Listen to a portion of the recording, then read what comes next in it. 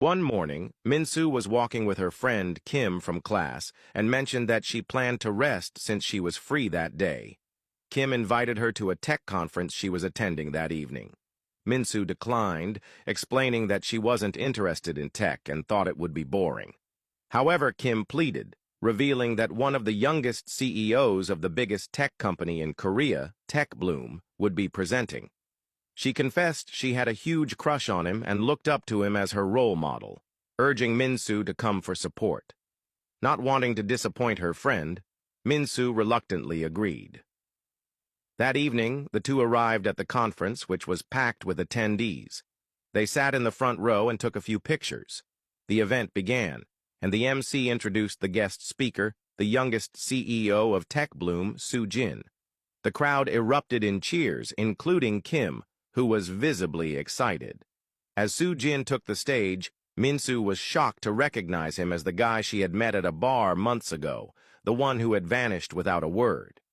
He looked completely different, formal, composed, and nothing like the carefree man she remembered. Minsu couldn't focus on the presentation, her mind swirling with thoughts about their past encounter and wondering if their paths crossing again was fate. After the presentation, Sonjin signed autographs for his book. Seeing this as an opportunity, Minsu joined the queue, hoping to speak with him. When their eyes finally met, Sonjin appeared surprised to see her. She greeted him, but before she could say more, the crowd grew impatient, forcing her to leave. Frustrated by the brief encounter, Minsu decided to follow him as he headed to his car. Gathering her courage, she stopped him and exchanged pleasantries, her heart racing. She was about to ask why he had disappeared when Kim appeared, interrupting the moment. Kim introduced herself to Sonjin, gushing about how much she admired him and mentioning her dream of working in tech. Sonjin encouraged her to work hard and handed her his business card, advising her to apply for an internship at his company. He then left, leaving Minsu both happy and conflicted, happy to have seen him again, but upset by how different their lives seemed. That night, she researched Sonjin and discovered that he came from a wealthy and influential family in Korea. He was renowned for his intelligence and success, and this revelation deepened her feelings of inadequacy. She wished he were just the simple guy she had met at the bar. A few days later, Minsu met Kim at the university cafeteria, where Kim excitedly announced that she had been accepted as an intern at Tech Bloom.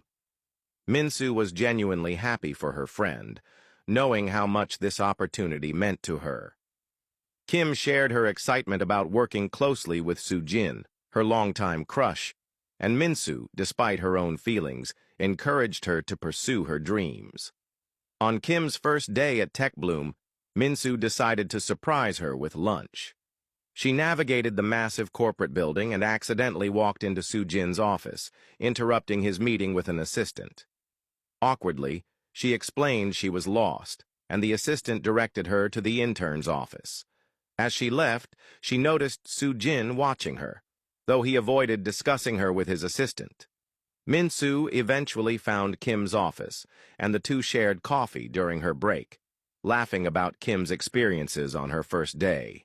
Kim mentioned how difficult it was to get time with their busy CEO, and Minsu reassured her that she'd get her chance. Later that evening, Minsu attended a dinner celebration for the new interns at Kim's invitation. The venue was elegant, and Minsu felt out of place, aware of the curious glances directed her way.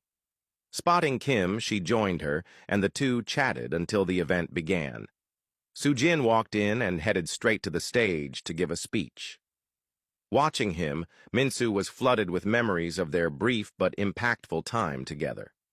She stepped outside to the balcony, feeling overwhelmed by her thoughts and the growing distance between them. As she stood there, lost in thought, Sonjin appeared.